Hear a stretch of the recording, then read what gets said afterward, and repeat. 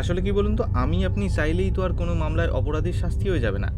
যথাযথ প্রমাণ থাকলেও অনেক সময় কোনো না কোনো ব্যাপারে মামলা পিছিয়ে যায়। তো সাম্প্রতিক একটা খবর পেলাম, ২০১৭ সালের এক ধর্ষণের মামলায় এই সবে সাম্প্রতিক আসামিদের শাস্তি ঘোষণা করা হয়েছে। ভাবুন একবার, সেই ২০১৭ সাল আর এখন চলছে ২০২৫, প্রায় ৮ বছর পার করে গেছে এই মামলায়। তো ছোট করে ২০১৭ সালের ওই মামলার ঘটনাটা বলে দিই। ২০১৭ সালের ৩১শে জানুয়ারি বজবজ থানা এলাকার একটি গ্রামে ব্যাপারটা ঘটে। নিজেদের বাড়িতে ৭ বছরের সন্তানকে নিয়ে নিশ্চিন্তে ঘুমাচ্ছেন বাবা মা।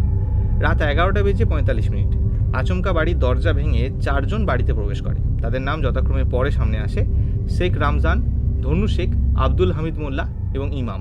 তো এই ৪ জন মিলে উপস্থিত বাড়ির প্রত্যেক সদস্যকে দড়ি দিয়ে বাঁধে, মোবাইল, টাকা, সোনাদানা সব কিছু হাতিয়ে নেয়। সেদিন ওই ৪ জন যদি শুধুমাত্র সোনাদানা, মোবাইল, টাকা পয়সা এসব নিয়ে চলে যেত, তাহলে ব্যাপারটা অন্যরকম হতো।